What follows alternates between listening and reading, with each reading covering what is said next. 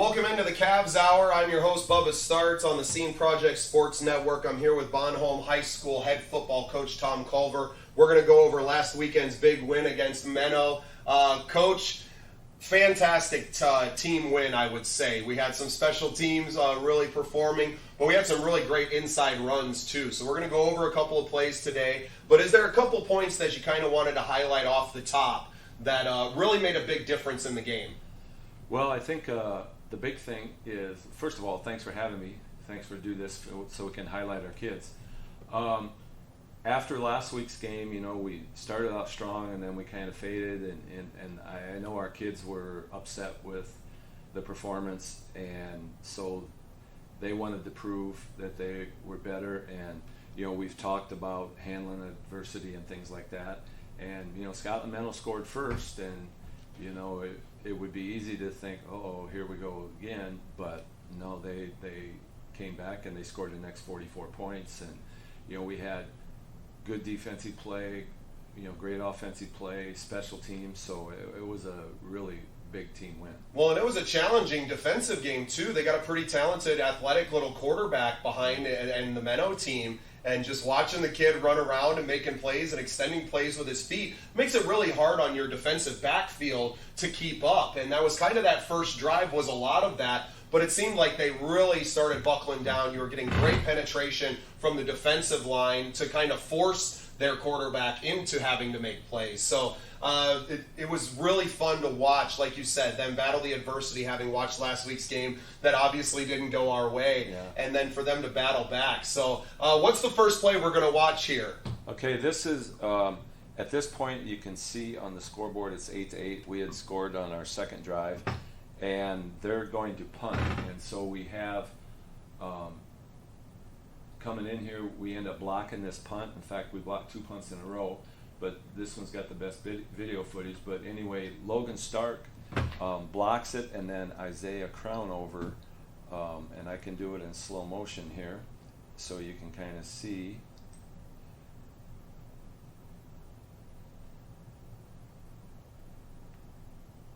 Logan comes shooting through there up the middle and blocks it, and Isaiah's right there too.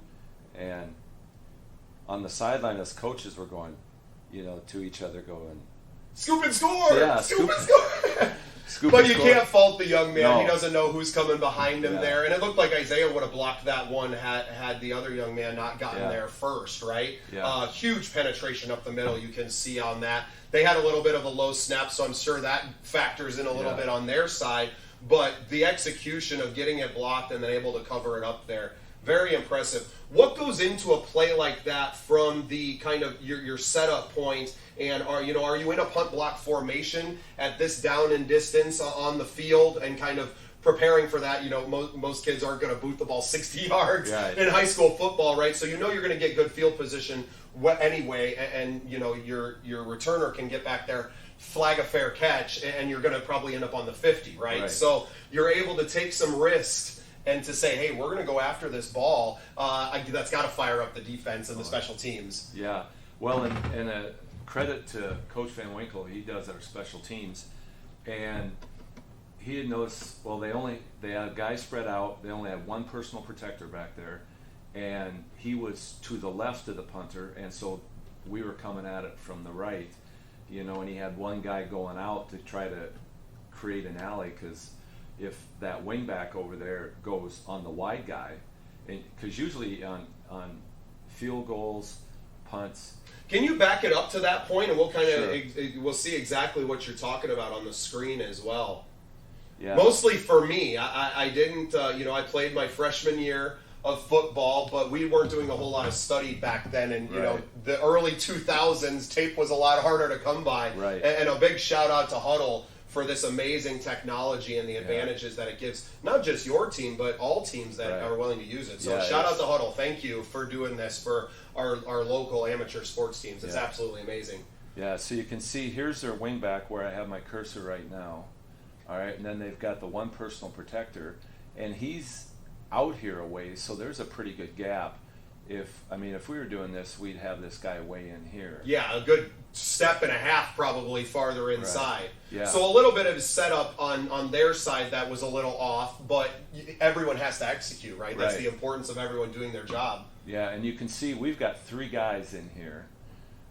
We've got one that's going to kind of try to occupy this guy to get it, and to keep that gap there so he doesn't step in, and then I'll run it again in slow motion here, and you can see Logan and Isaiah come through there.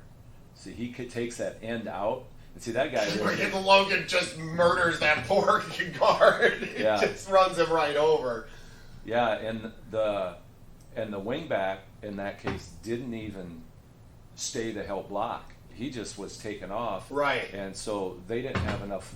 We had 3 bodies to their 2. Right. A little bit of an adjustment on their side that wasn't made that makes this play possible, right? Yeah. I think the purpose of this show is to kind of show fans and the casual football fan, right, that doesn't understand all the nuance of what goes into making a play like this. It's very easy to see the block and the recovery, but it's hard to see what goes into that. So appreciate you diving in on this one. And a huge play, a huge momentum swing, because it felt like it was kind of going back and forth right there. The defense had come up with a 3-and-out, I believe, on that series, had forced them back. You can see that they're, behind the line. It was a 4th and long, very long. You knew they were going to have to punt it away. So, yeah, huge momentum shift there. And then on the ensuing next play, ran it in for a touchdown, right? So as much as we want Isaiah to grab that ball and run it in and to get that special teams score, they ended up doing it later in the game anyway. So not a big deal. Yeah. Fantastic. Well, and the good thing for Isaiah, it's not a big deal because he scored 3 more times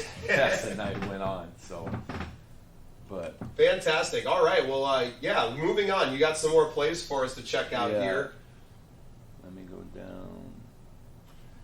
All right. This was fun, too, because it was right in front of the home bench. It was right there where everybody could see it. And another one here.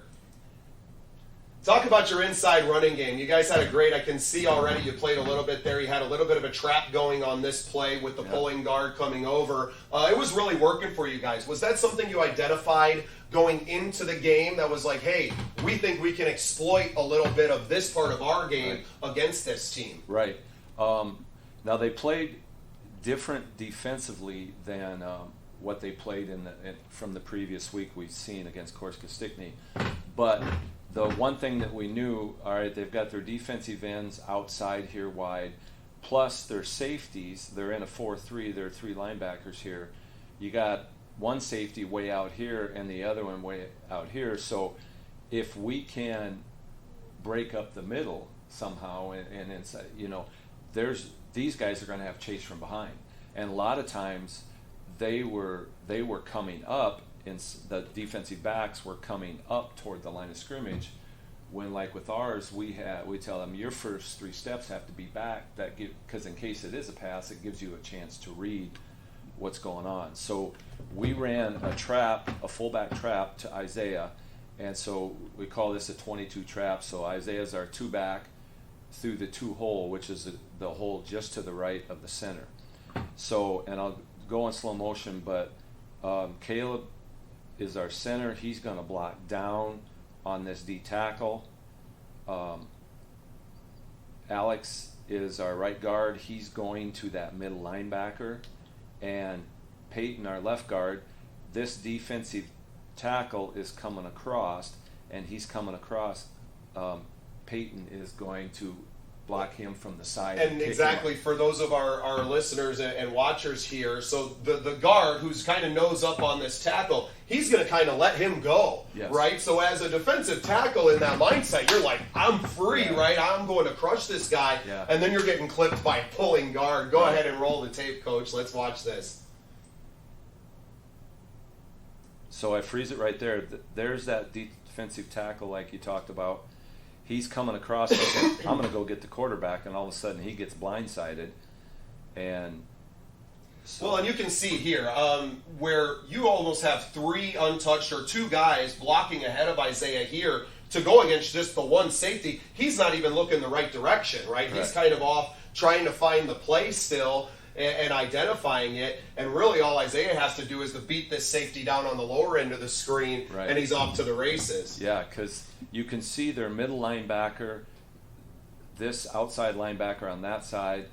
They're all going this way because they see our quarterback opened up that way. Well, and everything's going out, right? You Correct. have all the motion is going out there. Almost looks like it could be running at an option play or some kind of pitch out to the opposite side. So very well designed. Yeah, and Isaiah's taken a jab step left, so he gives the guard time to get there.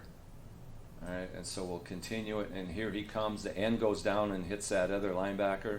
Yeah, and that safety's got no chance. I mean, Isaiah with a full head of steam coming out of the backfield. The kid's got wheels. That's why he's back there, and he's off to the races. That was such a fun moment as a fan watching from the stands, and he ends up getting all the way in for a long touchdown score.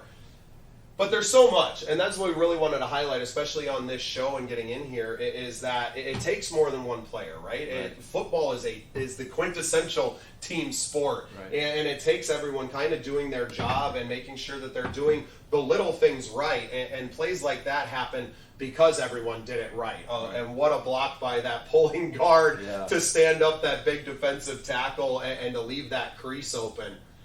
Got to make you happy as a and that's one of the things we told the kids after the game about the game of football is, everybody, all of our aspects, the three aspects of offense, defense, special teams did a great job. Football, one guy doesn't do his job on one play, it ruins the whole thing. Right.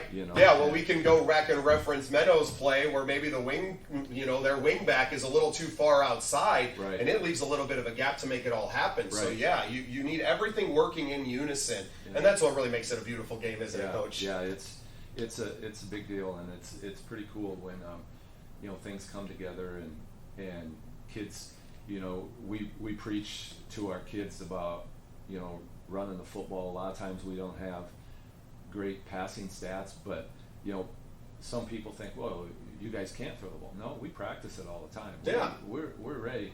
But in South Dakota, if you've lived here long enough, you know that there can be some pretty ugly weather days. Right, and you have two young quarterbacks, two sophomore quarterbacks, not a lot of experience under their belt. You're not trying to put them in a position to have to do that. And playing from behind last week, you had to throw the ball a little bit more and had to try and move the ball down the field, which turns into risks, which turns into interceptions and the ball going the other way. So, really good on you to put the impetus this week on the running game and to just let them kind of get out there and cook. But you've got a couple of real great athletes that are playing quarterback for you too that can run the ball themselves. And I think we saw a little bit of that later in the game. I don't know if you singled one of those out, but I know the Wagner kid had a pretty good run later in the game too. So he in fact I can show that because we've told our quarterbacks this was a what we call a bootleg pass, or is what the play was. So I'll show it here, but let's back up here a little bit. So what we're doing here is we're faking a run away, and our two tight ends are going out. Our left tight end is running what we call an 8 or a post route, so he's going down the middle of the field. Our right tight end is we have a passing tree where the pass routes are numbered, and he's running a 5, which is to block for 2 counts, release out here. But we tell the quarterbacks,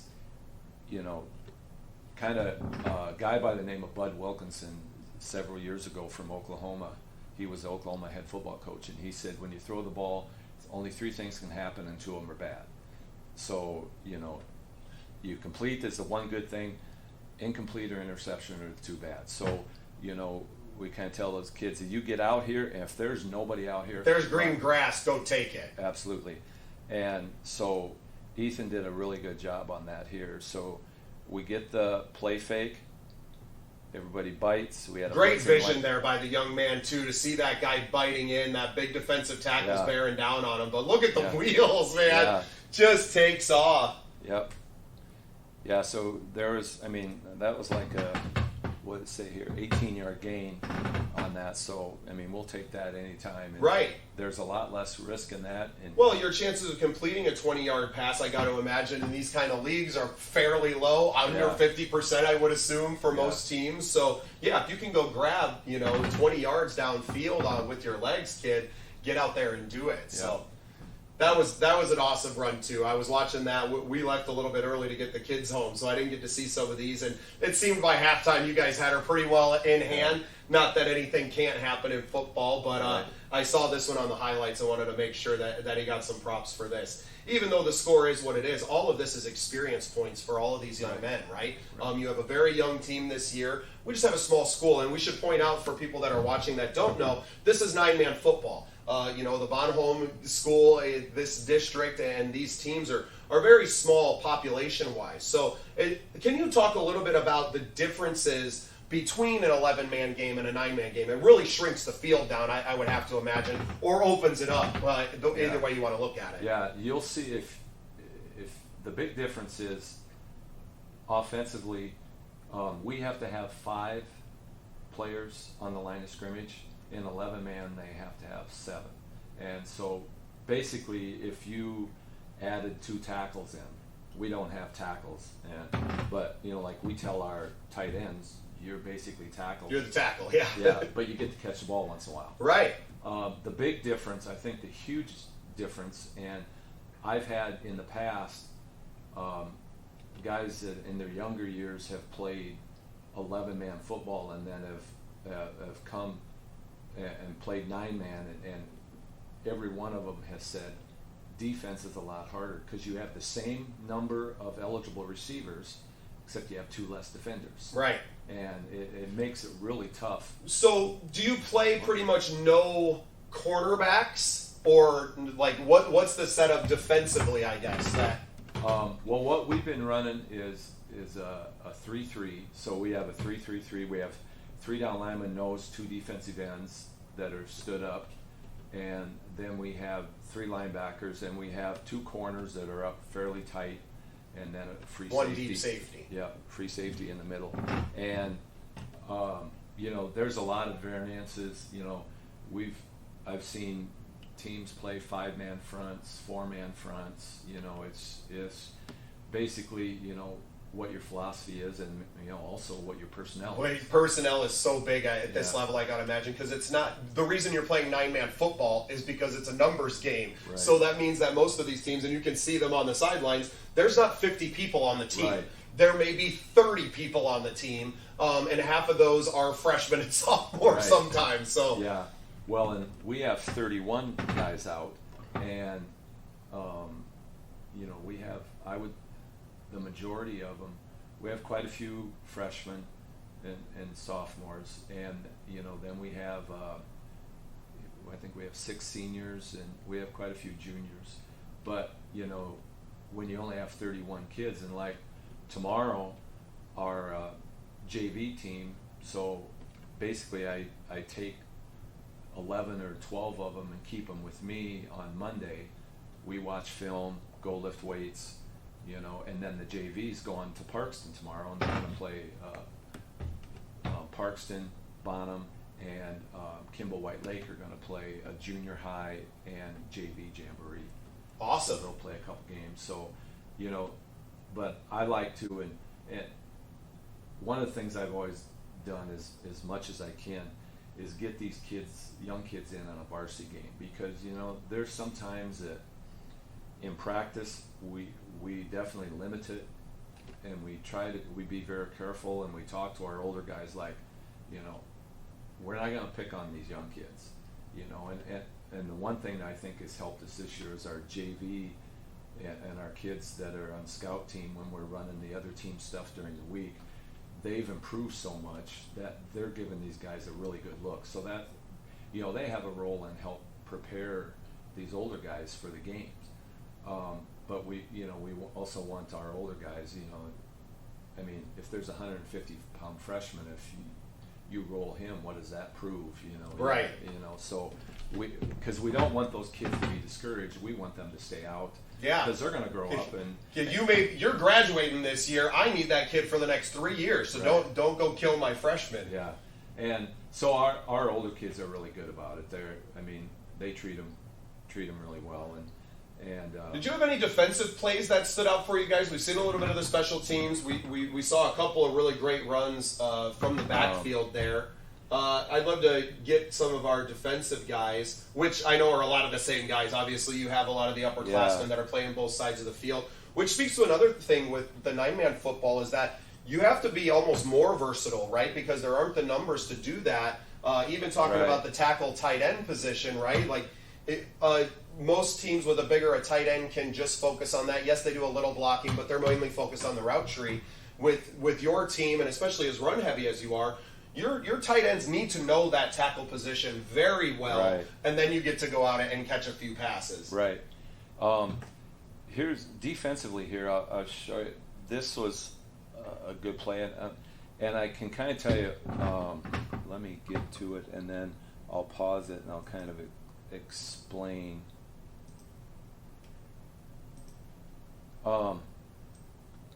Now, one of the things that I talked about, on that punt block with Coach Van Winkle, what he did, and it was, I think it was excellent planning from watching the film. But also, sometimes you have to make in-game adjustments.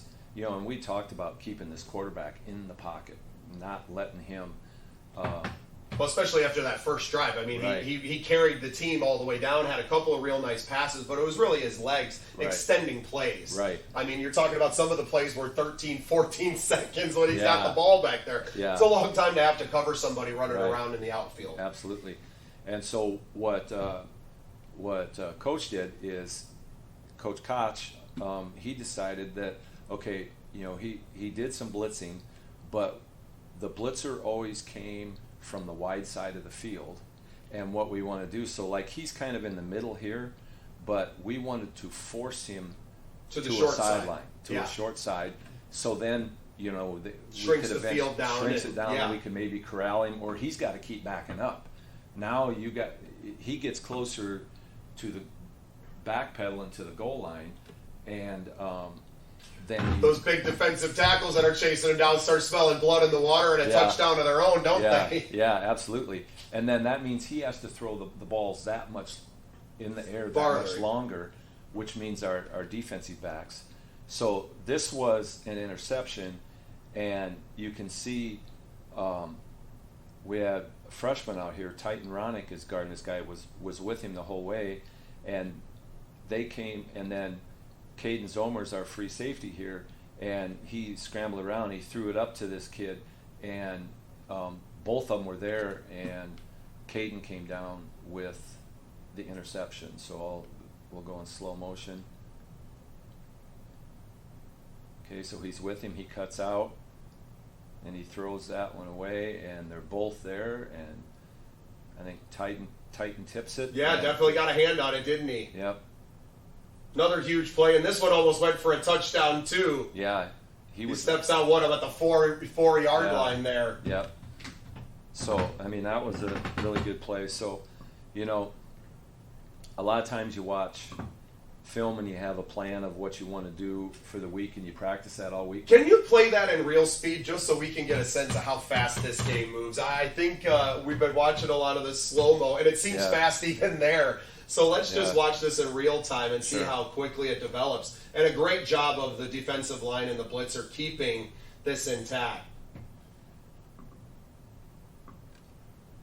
What a reaction to grab that ball after it's been tipped and you kind of see it coming into you. And it takes great hands back there.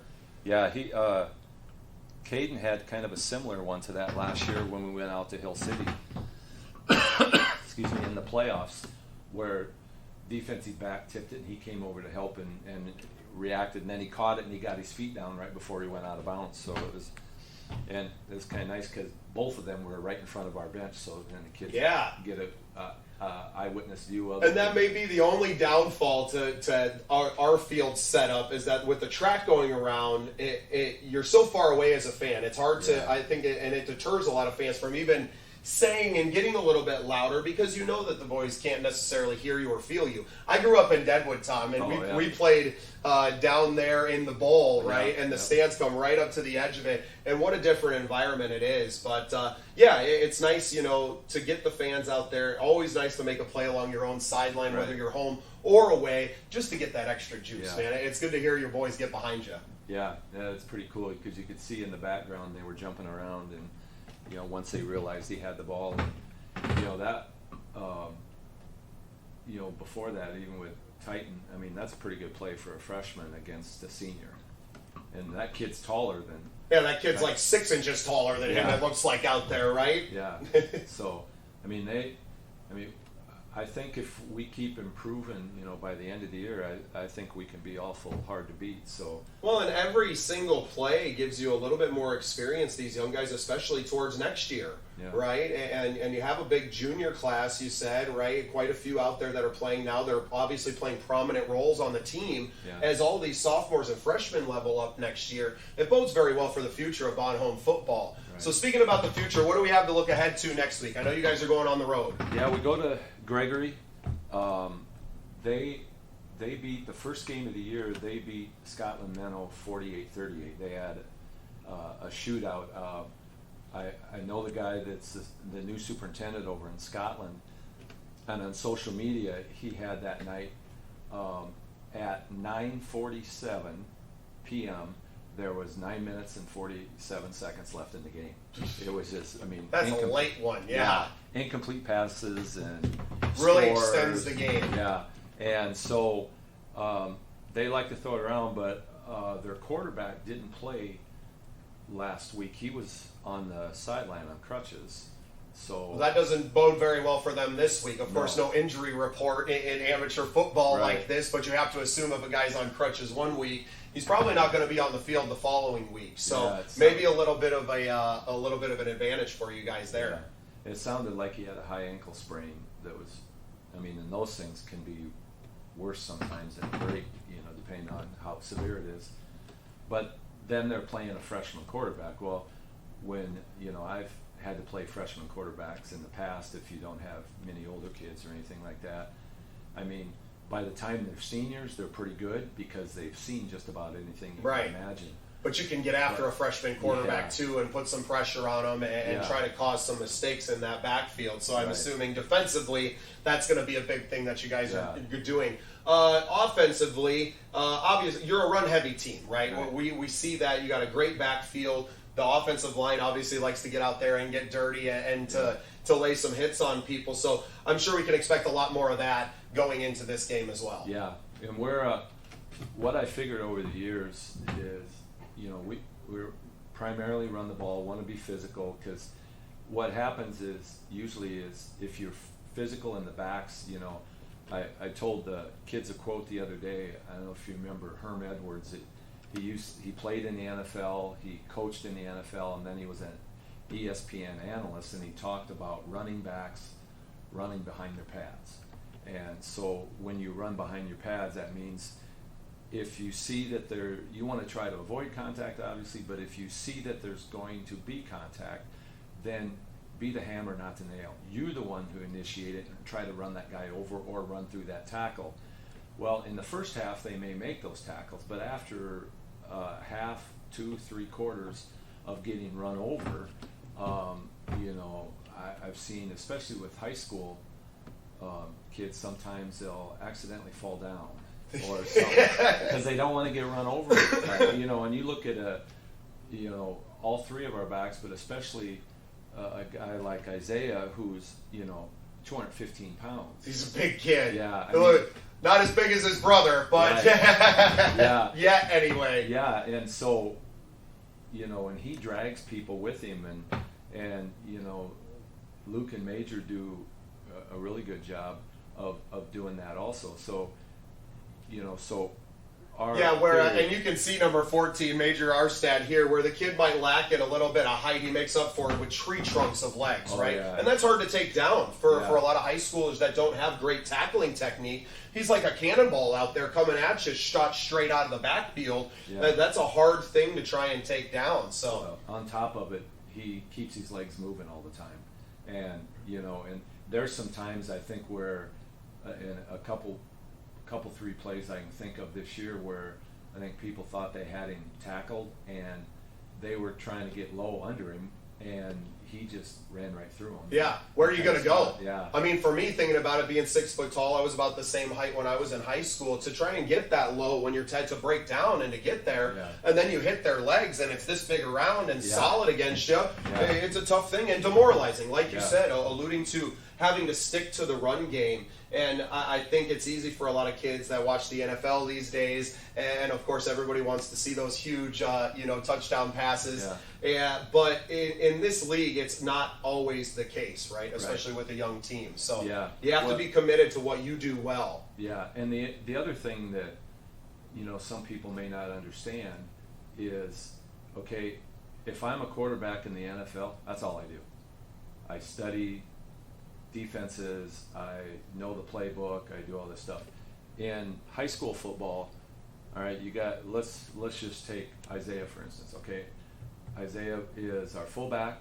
He's our middle linebacker. He doesn't come off the field. No, he's our punter. He's our kicker. A lot of these guys are on the field. If there's times that we'll try to give them a break, but a lot of times they don't want to come off. And so, those guys, if they practice in the NFL 2 hours a day, they're practicing just on that position. Right. Where it's a lot different game. And even at the college level, it's a lot different because you're getting more specialized and more specialized as you go. So, amazing. Well, Coach, I thank you so much for your time today, jumping in with me on another crazy idea that I've had doing this podcast and shooting content. But I thought it was important, not just for us to get a chance to talk ball, but to showcase these kids and to be able to shine a light on them and maybe give them a little bit of coverage that they're not getting on a even statewide level or local level to that end, and to put some tape out there for other colleges and things to see so we can advance these young men's careers as well. Yeah, I think it's cool. And I know our kids, I told them, the start of the year, after you watch film each game, you can make their own. They all have a profile on Huddle, and they can make a highlight tape, because now when you nominate them for all conference, all state, all-star games or whatever, they want to see a Huddle video, and so they have it already made. It's good to go. And but I guess the last thing I would say is, it's kind of nice. Thank you for the opportunity to talk about these guys. I mean, all of these guys are fine young men. They're great kids. Their parents have done an outstanding job with them, and so I really enjoy coaching these kids. And I know, Austin and Jared and the other coaches feel the same way. I mean, they're good kids, and I think the sky's the limit for their capabilities. Always. Well, Coach, thank you again for coming on. And you young men, if you need help with some of the audio-visual stuff and getting your tape and highlights done, feel free to reach out to me. You're going to find us on YouTube. These will be showing on the Scene Projects Sports Network. We also have a Facebook page there as well. But if you need some help putting together those highlight tapes, I personally would love to help you with that as well. So with that, this has been the CAVS Hour, our very first episode here. I think we're going to keep doing it, Coach. I had a blast doing this with you, and I hope you did as well. Hey, we will see you guys next week to cover the game out in Gregory and hopefully celebrate another CAVS win. All right. Thanks, Coach. You bet.